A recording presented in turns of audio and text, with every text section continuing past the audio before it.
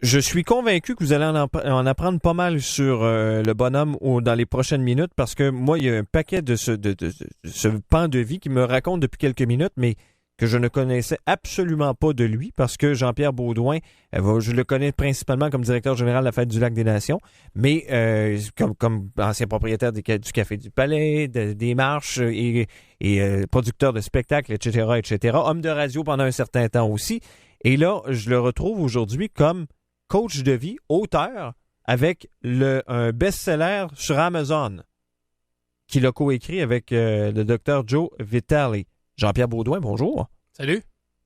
C'est quoi, c'est nouveau, ça, là?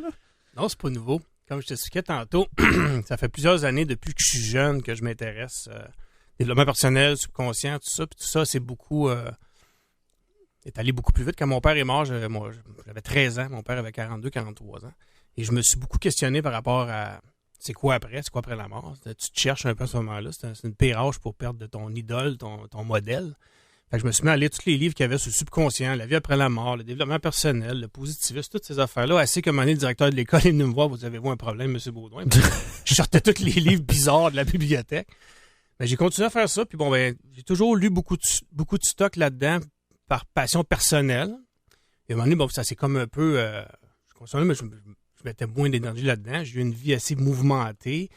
C'est rock and roll. J'ai vécu ma vie de rocker et de producteur de spectacle. Et propriétaire de bar, etc. Propriétaire de bar, restaurant au Costa Rica, voyager un peu partout à travers le monde, en Europe, en Amérique du centrale et tout ça. Donc, j'ai beaucoup vécu. J'ai fait plein de projets d'affaires.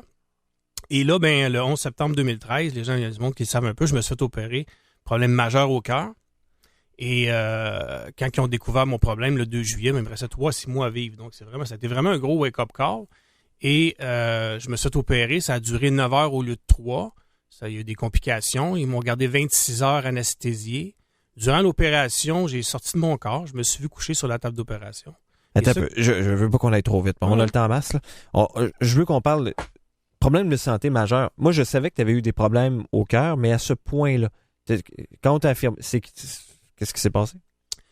J'avais de ma formation, ma valve aortique de naissance. Et j'ai eu un problème le 1er janvier 2013. Je me suis réveillé au Costa Rica avec un problème avec un œil. Je voyais pas bien. Puis là, c'est pas grave, mais des gouttes. J'ai pris une coupe de bière hier, ça devrait être correct. Et là, après ça continue. Je voyais pas bien d'un œil. Fait que j'ai dit, je vais attendre. Je me tente pas de me faire jouer dans les yeux au Costa Rica. Je vais attendre de revenir au Québec. Je reviens au Québec, j'y vais pas, je repousse. En tout bon gars, on veut pas y aller. Mm-hmm. Ma blonde me prend un rendez-vous, me pousse à y aller, j'y vais. Il regarde, c'est vraiment bizarre, il y a quoi qui marche pas dans ton œil. Il m'envoie voir un ophtalmologiste qui dit, ça fait 35 ans que je fais ça, je comprends pas trop. Il m'a envoyé à l'hôpital, il commence à me passer des tests. Étant donné que j'avais déjà un souffle cardiaque de naissance, quand il écoutait mon cœur, il entendait le souffle, fait qu'il pensait que c'était normal. Fait que là, ils sont même passé un paquet de tests, ça c'est de février, jusqu'à temps qu'au mois de juillet, ils me passent une échographie du cœur pour se rendre compte que ma valve est en train totalement de se refermer sur elle-même. Aïe, aïe, aïe. Et que mon aorte était ballonnée, était sur le point d'éclater. Il n'y a pas beaucoup de chance à ce moment-là. Là. Il n'y a aucune chance à ce moment-là. Donc, il me disait, tu avais 3-6 mois, je serais mort subite, ou dans mon sommeil, je ne serais jamais arrivé. Syncope, quelque chose comme ça.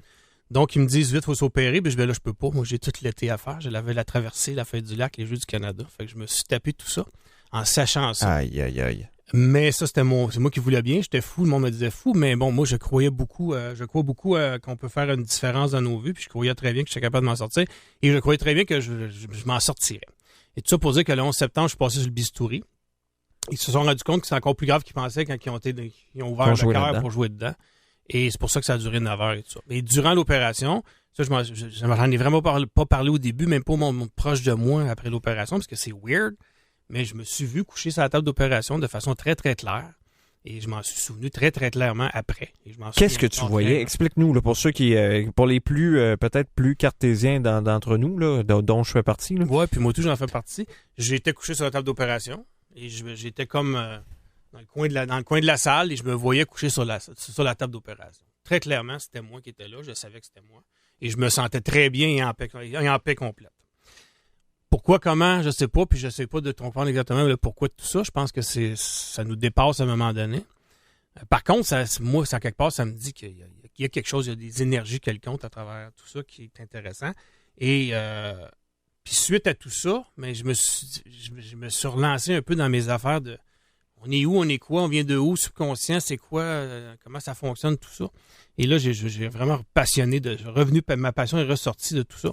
Et là, j'ai dit, mais il faut que je fasse de quoi avec ça. J'ai trop de choses à dire, j'ai déjà envie de partager des choses que j'ai apprises, j'ai envie de partager des choses de mon histoire. Et voilà comment tout ça est venu en ligne. Là, Joe Vitale, je me suis ramassé dans ce livre-là parce que maintenant, il a fait un appel aux gens en disant, mais voulez-vous apprendre comment devenir best-seller? On peut vous aider. Il va choisir des gens avec qui il va co-écrire un livre. Fait qu'on a chacun un chapitre dans le livre. Et il nous a coachés à nous montrer comment ça fonctionne tout ça. Fait que j'ai été suivi par un éditeur, j'ai été suivi par un écrivain qui en Angleterre qui a réécrit mon chapitre avec moi pour mettre ça dans une forme parfaite et éditable. Et on a eu des formations pour savoir comment faire ça puis comment se rendre là. Fait que, et voilà, ça a été fait. Je l'ai écrit pendant que j'étais au Costa Rica l'hiver passé. Et le livre est sorti au mois d'avril. Et voici que là, il est numéro 1 sur Amazon. The Midas Touch. Exactement. Et la façon de faire, c'est que dans le fond, c'est un espèce de collectif d'auteurs, de gens qui, comme toi, ont des expériences vécues, qui ont écrit avec Exactement. Fait avec que lui. La ligne directrice, c'est pas mal la loi de l'attraction, Oui. qui est la force de Joe Vitale, puis les gens le connaissent, qui a écrit la loi de l'attraction. Fait que la ligne directrice, c'est un peu tout ça. Donc moi, là-dedans, je compte un petit peu une partie de l'histoire de ma vie qui m'a amené où j'en suis aujourd'hui, puis j'explique un peu ma façon à moi de demander, recevoir, ou la loi de l'attraction, comment les gens peuvent le voir. Quand là, le bouquin en une, c'est toi et lui. Oui. Ça, c'est une version spéciale pour toi, j'imagine? Chacun de nous a une version comme okay, ça, bien sûr. Et il y a une version où c'est juste Joe Vitale. Parce que le livre est disponible en ce moment en 31 000 points de vente à travers les États-Unis et l'Europe.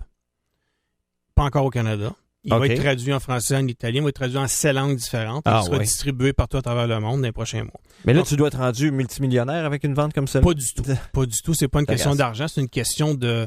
Moi, ce que ça m'a permis de faire, c'est de comprendre le système de ça, comprendre comment on peut travailler, parce que j'ai envie d'écrire des livres, mais j'ai pas envie d'écrire des livres, d'en vendre 50 puis que ça reste au Québec. Non, j'ai envie d'écrire des livres pour faire une différence puis être distribué partout à travers le monde. Qu'est-ce que tu veux que les gens retiennent? Parce que tu dis, j'ai fait du coaching d'affaires, j'ai fait du mentorat, en quelque sorte, avec des gens qui autour de toi, qui venaient te demander conseil. Tu es un homme d'affaires avec un succès, puis c'est normal. Mais qu'est-ce que tu as à transmettre au grand public? Ben, je pense que les gens, probablement, mon histoire est intéressante. Je pense que les gens vont apprécier. C'est un film, mon histoire de vie. C'est assez incroyable. Même moi, quand je suis en train de l'écrire, T'avais de la misère à croire toi-même. C'est pas de bon sens que j'ai fait ça. Ben bon, fait que là, puis là, je suis prêt à la partager parce qu'il y a des bouts de temps de ma vie, j'aurais pas voulu partager tout ça.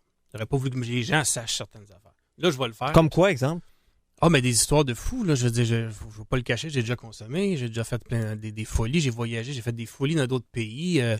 J'ai passé des nuits avec des grands artistes que les gens connaissent. J'ai été dans des parties du Cirque du Soleil. J'ai fait un paquet d'affaires un petit peu hors de l'ordinaire que les gens vont peut-être trouver bien sympathique à savoir. Mais qu'est-ce que je veux faire dans tout ça? C'est que, ben oui, je veux coacher du monde. Je coach des gens. Je suis rémunéré pour coacher des gens, des hommes d'affaires de Gatineau, des hommes d'affaires de Québec, quelqu'un en Floride que je supporte. Et pas juste coach d'affaires, parce que je pense que les gens doivent comprendre que coach de vie ou coach d'affaires, quand tu es en affaires, c'est un être humain, c'est une personne qui est en affaires. Fait que souvent, il y a beaucoup de problèmes de ta business qui viennent de toi-même intérieurement. Puis ce qu'il faut travailler souvent, puis que les gens ont souvent de la misère à faire, c'est souvent nos émotions qui nous bloquent, c'est nos vieilles valeurs, c'est nos vieilles croyances. C'est tout ça qui vient souvent jouer dans nos vies personnelles et qui ont des impacts pour la business. Fait que j'ai beaucoup appris, j'ai beaucoup lu, puis je suis allé suivre des formations avec Anthony Robbins, avec Joe Vitale, dans les dernières 2 ans. Et j'ai appris beaucoup de choses que je pense que je peux partager avec beaucoup de gens qui peuvent aider beaucoup de gens. Moi, ça m'a énormément aidé à comprendre un paquet de trucs, à savoir comment mieux vivre et être mieux là-dedans et être plus fonctionnel et plus efficace. Je pense que tu es un gars qui s'assume assez bien, mais est-ce que tu as des gens qui, dans ton entourage, t'ont déconseillé de les faire, exemple, ces formations-là, en disant, ouais, tu tombais sur la tête? C'est des... Personne me l'a dit, puis j'ai pas demandé la permission à personne non plus. Je suis allé, puis je n'ai pas parlé à grand monde avant d'y aller. OK. Fait comme, tu sais, je veux dire, je me suis fait opérer le 11 septembre, là, j'avais déjà mon billet, avant mon opération, où j'avais 20% des chances de rester sur la table, j'avais déjà mon billet d'avion pour prendre l'avion le 15 décembre pour m'en aller au Costa Rica. Je crois à ce que quand on veut vraiment des choses et qu'on fait les moves, puis qu'on agit en conséquence comme si ça l'arriverait, ça l'arrive. Et j'ai toujours vécu comme ça, puis ça fonctionne. Et je suis allé au Costa Rica. Du Costa Rica, je suis revenu ici. En arrivant ici, j'ai dit à ma blonde, ma blonde, ça me dérange pas. Dans 2 semaines, je m'en vais en Floride. Je m'en vais faire une formation avec Anthony Robbins. où j'ai marché sur le feu. Plein d'affaires. T'as marché sur le feu? J'ai marché sur le feu, sur de la braise. OK. On fait ça pour combattre nos peurs, parce que tout le monde a peur de faire ça. Mais tu le fais, je me suis pas brûlé. Ça se fait. Puis tu te prépares comment ça? C'est très mental. C'est très mental, de la préparation de ça. C'est beaucoup une question d'affronter ta peur. C'est ça, tout le concept en arrière d'un trip comme ça, c'est d'affronter ta peur. Parce que marcher sur le feu comme tel, n'importe qui peut le faire sans se brûler, s'il y a les guts de le faire. Si je mettais un tas de braise ici à terre, tu le ferais? Oui, si on le mettrait comme du monde. Parce que oui. Il y a une façon de le faire. Je l'ai fait 2 fois. Je le referai.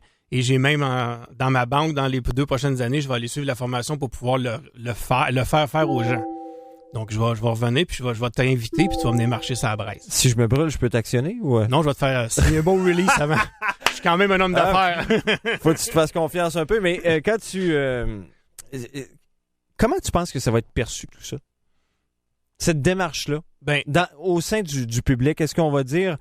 les gens connaissent ton côté homme d'affaires. Tu t'en as fait mention. J'en suis encore un. Tu es encore un gars d'affaires. Est-ce qu'il y a des gens qui... Tu penses pas qu'il y a des gens qui vont dire « Ah, oui, il croit peut-être, mais il comprend qu'il y a une veine là puis où il peut faire une pièce aussi. » là. Mais ça, les gens, ils peuvent bien penser ce qu'ils veulent. Puis je te cacherai pas que je vais pas là pour perdre mon argent. Je veux en faire, l'argent. C'est normal. Et je suis producteur. Les productions du Palais vont être producteurs de mes propres conférences. Je serai producteur de mes propres trucs. Je serai éditeur de mes propres livres. Et j'ai toutes les connaissances pour faire ça. Il n'y a pas personne j'engagerai pas personne pour me booker, me vendre et aller me représenter un peu partout. J'ai l'équipe alentour de moi pour faire ça. Fait que les gens avec qui je travaille, qui croient en moi, vont me suivre là-dedans. Et mais c'est juste une question de changement. Je mets une autre corde à mon arc. Je continue d'être producteur de spectacle. Je continue à faire ce que je fais. Par contre, j'ai une passion qui est ça, que là, j'ai décidé d'ouvrir la porte et d'aller jouer dedans. Et j'ai beaucoup de plaisir à le faire. J'ai beaucoup de plaisir à coacher les gens que je fais. Et je vais avoir beaucoup de plaisir à aller partager ça en séminaire également. Où je veux faire de quoi de vraiment trippant et pas juste un séminaire drabe et... ouais. Ça va être un petit peu, tu sais, j'ai un côté rock'n'roll puis j'ai un côté spectacle en moi qui va se retrouver là-dedans aussi. Là. Est-ce que tu nous as parlé, les livres, je veux pas juste les vendre au Québec, là, parce que c'est un petit marché, on va s'entendre là-dessus. Est-ce que le marché de la conférence, c'est principalement au Québec que tu veux l'exploiter? Non, je m'en vais vraiment bilingue, fait que je m'en vais vraiment français. Je vais commencer ici pour commencer en français pour les conférences.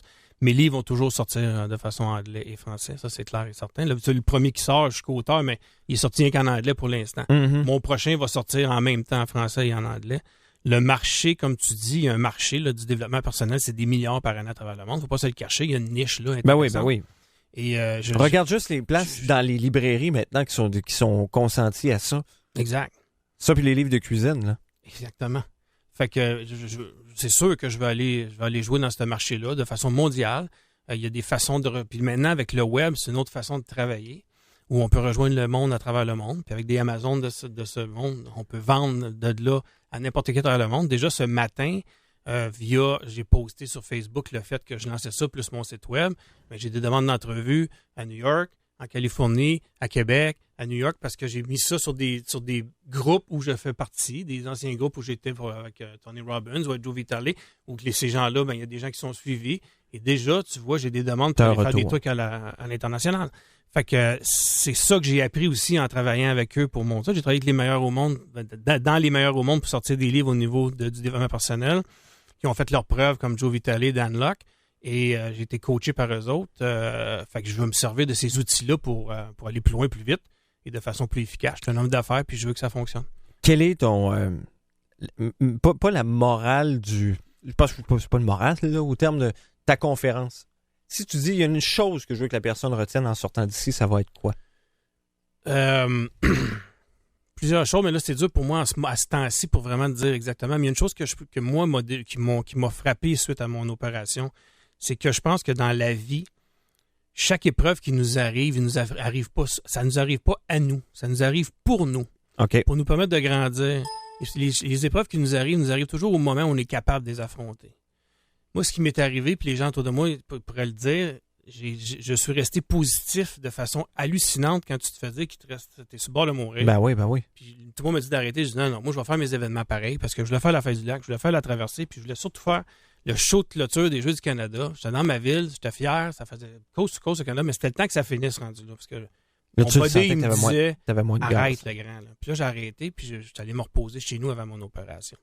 Mais jusqu'à la veille, j'étais à l'hôpital, je souriais, je faisais des jokes avec les infirmières. Le lendemain matin, je faisais des jokes jusqu'à temps avant de rentrer au bord de la porte, je faisais des jokes avec les infirmières. Puis ça, je pense que dans la vie, c'est important. C'est pas juste une question d'être positif. Je crois pas à ça. Là. Si tu dis, je veux pas de mauvaise herbe, je veux pas de mauvaise herbe dans ma plate-bande, tu vas en avoir pareil. Là. Mais pourquoi pas avoir une attitude positive envers les choses? Tu as plus de chances d'avoir des choses positives qui t'arrivent que si tu as une attitude négative. Ça, c'est clair. Ça, c'est clair. Mais je ne crois pas à le positivisme en gros qui règle tous les problèmes. Là, dans la vie, on a des problèmes, il faut y faire face. Mais qu'est-ce que je vais en revenir à dire? C'est que je pense que dans la vie, c'est important de se rendre compte que les épreuves qui nous arrivent souvent sont là pour nous faire grandir. Donc, il ne faut pas les prendre personnelles comme quoi ça nous arrive à nous, puis ça fait donc pitié, puis c'est donc bien plate. Des fois, il faut s'en servir pour grandir, puis aller plus loin.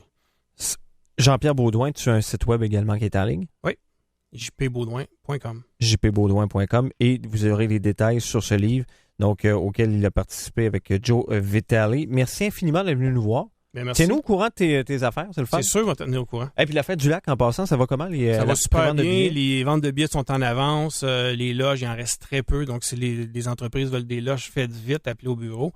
Et je pense qu'on a une super belle été. Il va faire beau, c'est sûr. Fait que, merveilleux. Ça va être merveilleux. As-tu vu un élément particulier que des gens t'ont dit, waouh, celui-là, c'est un des éléments de programmation qui m'a attiré du monde? Ou au contraire, il n'y a pas un élément qui ressort? Les commentaires qu'on a général en ce moment, c'est que généralement, la programmation plaît à beaucoup de gens. Oui. Simple Plan, c'est sûr que ça plaît un petit peu plus aux plus jeunes. Et les gens sont très heureux d'avoir The Wall puis Charles Lebois. Charles Lebois, il y a beaucoup de monde qui sont très heureux d'avoir ça. Merveilleux, Jean-Pierre. Merci beaucoup. Merci à toi.